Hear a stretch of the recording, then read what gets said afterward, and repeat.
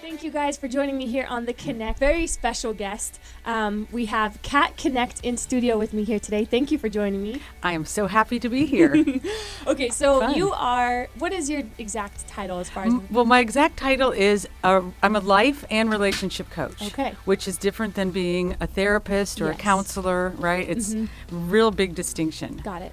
that I make. So relationship coach. Okay. We'll do. Like, what would you say are some, healthy characteristics of like a healthy relationship? I think number one, it's a little paradoxical because I think the number one indication is how you feel individually, right? Do you feel good about yourself? Do you feel relaxed and at peace when you're with the other person? Yeah. Do you kind of feel like, wow, this is the best me? And when you're thinking about the other person, most of your thoughts are, I would say, positive, like you actually see good things in the other person. Yeah. The opposite is true. If you start to have some feelings that aren't so good about yourself, you notice that you used to feel great about who you are, but now you're beginning to feel insecure and not quite sure what that's about. That's an indicator. Having a toxic relationship. Yeah. Now, what are some things that you can maybe, if you find yourself in a toxic relationship, like what are some things to take notice to?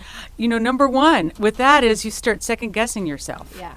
That to me is what the toxic, because all relationships will have negative aspects. Let's say there are going to be things that annoy you about the other person, and there are going to be moments when you're like, I can't believe he said that. Yeah. Right. Very different than when you start to, you have like a mixed message, like the person is saying one thing, but you're feeling something else, Yeah.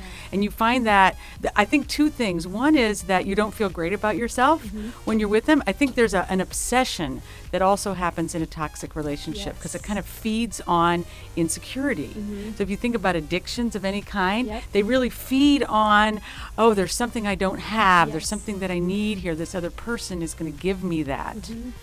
And the people who actually, that's their pattern, is to create toxic relationships. That's what they do. Do you have any tips for anyone who's maybe in this, coming into the summertime and they're single, or do you have any maybe like positive thoughts you could give them? Number one is kind of doing an assessment of yourself. Okay. Right? And this is going to sound a little serious. I know it's summer, like let's have some, but it's a little bit of like, okay, what are my assets? Kind of really taking a look at when am I really at my best? What are my highest values? What really makes me happy? Yeah. So really taking a look at that and having your focus on that, on what makes you happy, on what you really like. Yeah.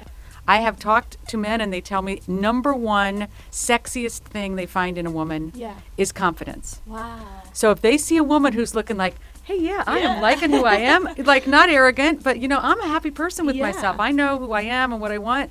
That is very attractive to men. So the other assessment is to kind of look out, what are your defaults? What are the places where you allow yourself, I'm going to use the term to get into trouble, where you go, I know this guy's not right. I can tell already, but whatever, right?